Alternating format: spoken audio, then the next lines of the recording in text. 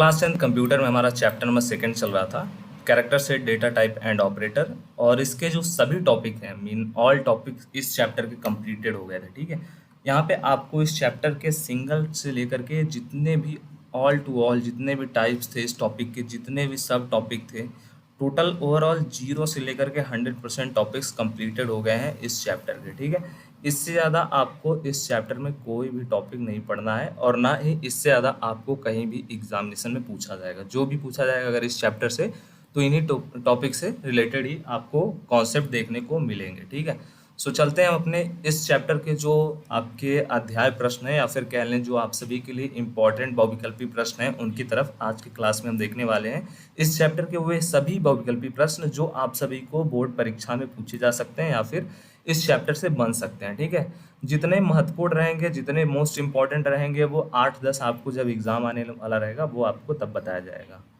सो चलते हैं अपने हम क्वेश्चन आंसर की तरफ। बहुविकल्पी प्रश्न जो है मल्टीपल चॉइस क्वेश्चन, जहाँ पे आपको एक क्वेश्चन दिए रहेंगे, उसके साथ साथ आपको 4 उसके ऑप्शन दिए रहेंगे। जो आपको एक करेक्ट ऑप्शन रहता है वो वहाँ पे OMR शीट में आपको फिल करना रहता है आपके बोर्ड एग्जाम में। ठीक है, सो हमारा जो फर्स्ट क्वेश्चन है, निम्नलिखित शब्दों में से कौन सा कीवर्ड है। सो आपको ऑलरेडी पता है, लॉन्ग भी हमारा कीवर्ड है, एल्स भी हमारा कीवर्ड है एंड ब्रेक भी हमारा कीवर्ड है। सो ऑप्शन नंबर जो हमारा डी है, इनमें से सभी ये हमारा करेक्ट आंसर है। ये सभी हमारे कीवर्ड होते हैं। ठीक है, कीवर्ड क्या होता है इसके बारे में अगर आपने नहीं पढ़ा है, इस टॉपिक का जो भी आपको लेक्चर है वहाँ पे आप जाकर के प्लेलिस्ट से समझ सकते हैं कीवर्ड एक्चुअल में होता क्या है। एस्केप सीक्वेंस का प्रारंभ किस चिन्ह से होता है। सो इसका जो स्टार्ट होता है वो होता है हमारा सेकेंड नंबर ऑप्शन जो दिया गया है, ये सिंबल, इसी से हम लोग इसका जो है स्टार्टिंग करते हैं। थर्ड नंबर क्वेश्चन हमारा, न्यू लाइन के लिए किस स्केप सीक्वेंस का प्रयोग किया जाता है। सो फॉर न्यू लाइन हम सभी यूज करते हैं आप सभी का जो ऑप्शन नंबर सी दिया गया। ठीक है, सो ऑप्शन नंबर जो हमारा सी दिया हुआ है उसका हम लोग यूज करते हैं फॉर न्यू लाइन के लिए स्केप सीक्वेंस में। ठीक है, फोर्थ नंबर हमारा क्वेश्चन, निम्नलिखित में से कौन सा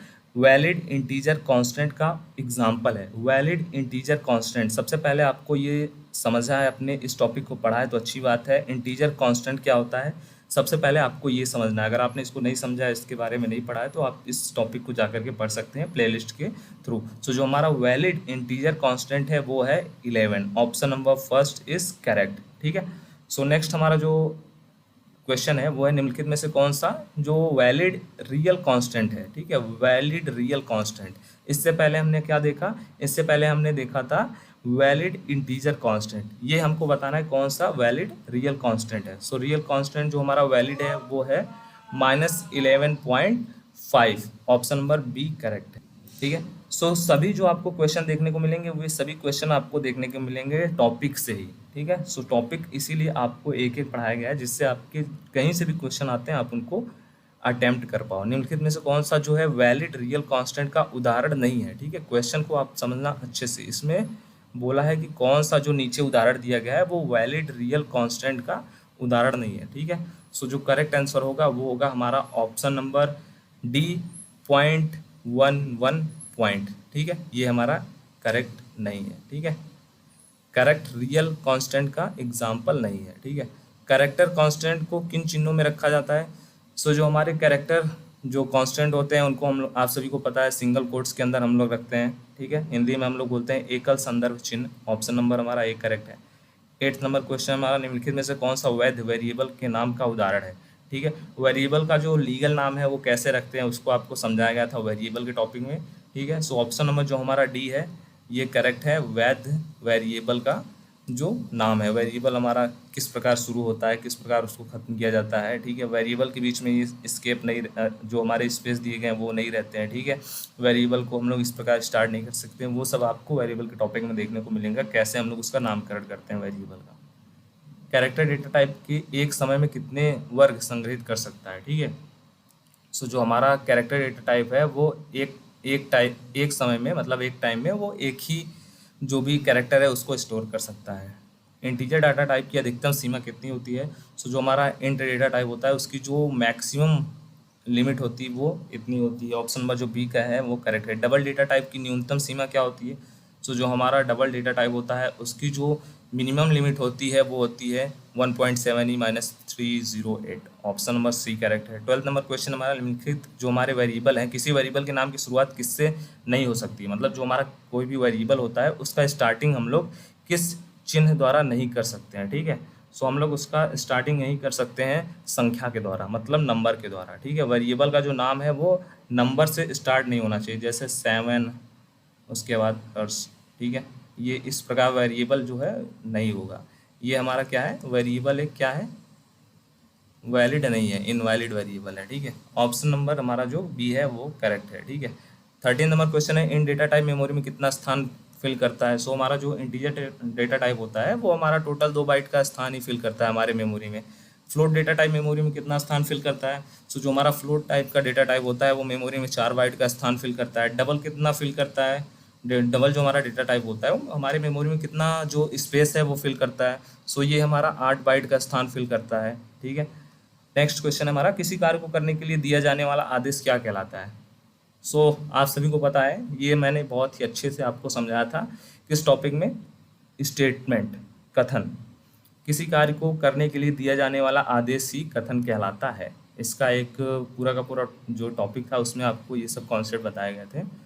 नल कथन को किस चिन्ह द्वारा दर्शाया जाता है। आप सभी को ऑलरेडी पता है, जो हमारा नल स्टेटमेंट होता है उसको हम लोग इस सिंबल के द्वारा डिनोट करते हैं, प्रदर्शित करते हैं।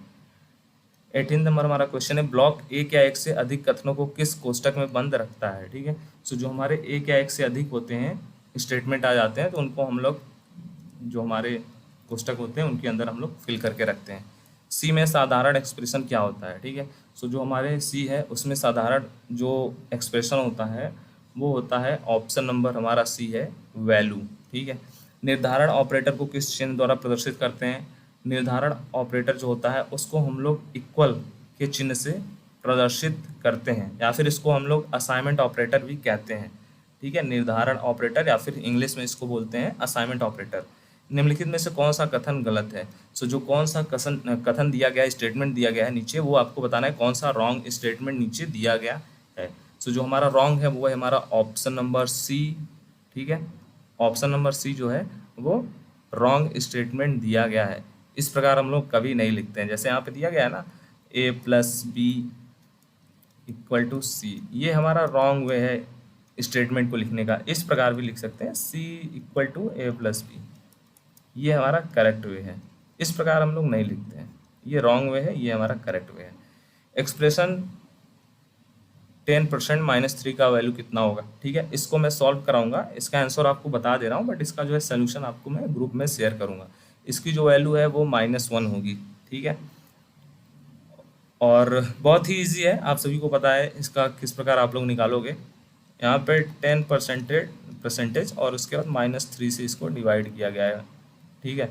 अब आपको परसेंटेज ही निकालना है, उसके बाद जो इसकी वैल्यू बचती है वो -1 में बचती है, और ये माइनस में है इसीलिए हम लोग माइनस को साइन करेंगे, ठीक है।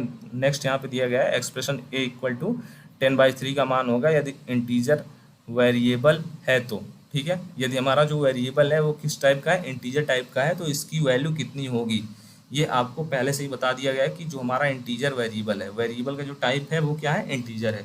इसकी जो हमारी वैल्यू होगी वो होगी 3, ठीक है। क्यों 3 होगी, क्योंकि जो हमारा वेरिएबल है वो इंटीजर टाइप का है, और वो इंटीजर टाइप का ही डाटा स्टोर करेगा, वहाँ पे वैल्यू स्टोर करेगा और कोई स्टोर नहीं करेगा। 24 नंबर जो क्वेश्चन है इसको भी मैं आपको सोल्यूशन प्रोवाइड करूँगा व्हाट्सएप के ग्रुप में, बट इसका जो करेक्ट आंसर होगा वो होगा हमारा ऑप्शन नंबर बी, ठीक है। नेक्स्ट हमारे कुछ और भी क्वेश्चन बचे हुए हैं। जो हमारा संबंध वाचक ऑपरेटर होता है उसका परिणाम वापस कैसे करते हैं। इसका जो रिजल्ट है वो हम लोग वापस करते हैं 1 और 0 दोनों के द्वारा। 26 नंबर क्वेश्चन हमारा, निम्नलिखित में से कौन सा तार्किक ऑपरेटर है, ठीक है। जो हमारा तार्किक ऑपरेटर है वो कौन सा है, तार्किक ऑपरेटर जो हमारा लॉजिकल ऑपरेटर है, इंग्लिश में इसको लॉजिकल बोलते हैं, ठीक है। जो हमारा तार्किक ऑपरेटर है वो इनमें से सभी हैं, ठीक है। जो ये है हमारा, ये भी तार्किक है, ये भी हमारा तार्किक है, ये भी हमारा तार्किक है, मतलब ये सभी लॉजिकल ऑपरेटर के ही टाइप्स हैं। ऑप्शन नंबर हमारा डी करेक्ट होगा, इनमें से सभी। नेक्स्ट है, तार्किक ऑपरेटर नॉट को किस चिन्ह द्वारा प्रदर्शित किया जाता है, ठीक है। लॉजिकल ऑपरेटर जो नॉट होता है उसको हम लोग कैसे प्रदर्शित करते हैं या फिर किस चिन्ह द्वारा डिनोट करते हैं। ये हमारा है, जो हमारे लॉजिकल ऑपरेटर नॉट है उसका ये हमारा सिंबल इस प्रकार का होता है। 28 नंबर क्वेश्चन हमारा, एक्सप्रेशन a = 10, उसके बाद हमारा लॉजिकल एंड 3 का वैल्यू क्या होगा। इसका सोल्यूशन मैं आपको विस्तार पूर्वक व्हाट्सएप के ग्रुप में शेयर करूंगा, बट इसका जो करेक्ट आंसर होगा वो होगा ऑप्शन नंबर हमारा यहाँ पे फर्स्ट दिया गया है 1। ठीक है, लास्ट के 2 और क्वेश्चन है बहुविकल्पी इस चैप्टर के। एक्सप्रेशन आपको दिया गया है, इसकी वैल्यू आपको बताना है। सो इसकी वैल्यू जो है वो होगी 1 एंड इसका जो सोल्यूशन है वो आपको मैं ग्रुप में शेयर कर दूंगा। ठीक है, क्योंकि अभी इसका लेंथ बहुत ज़्यादा हो जाएगा क्लास का। 13 एंड लास्ट नंबर जो क्वेश्चन है वो है हमारा वृद्धि ऑपरेटर को किस चिन्ह द्वारा प्रदर्शित किया जाता है। ठीक है, वृद्धि ऑपरेटर मतलब इंक्रीमेंट ऑपरेटर। ठीक है, इंक्रीमेंट एंड डिक्रीमेंट ऑपरेटर को मैंने आपको बहुत ही अच्छी तरीके से समझाया था। करेक्ट आंसर होगा option number B. Increment operator के लिए हम लोग यूज़ करते हैं डबल प्लस का एंड डिक्रीमेंट के लिए हम लोग यूज़ करते हैं डबल माइनस का। ठीक है, ये हो गया हमारा इंक्रीमेंट के लिए और ये हो गया हमारा डिक्रीमेंट के लिए। आई होप आपको ये सभी जो चीज़ें हैं वो क्लियर हो गई होंगी। बट अगर आपने सभी जो आपके टॉपिक्स पढ़ाए गए थे आपको, अगर आपने उनको चेकआउट किया था, उनको अच्छी तरीके से समझे थे, तो आपको ये सभी जो क्वेश्चन है वो बहुत ही ईजी हो रहे होंगे और अच्छे से आपको समझ में भी आ रहे होंगे। सो प्लेलिस्ट को चेक कीजिएगा, नेक्स्ट क्लास में आपको इसके इंपॉर्टेंट क्वेश्चन आंसर जो रहेंगे वो प्रोवाइड किए जाएंगे।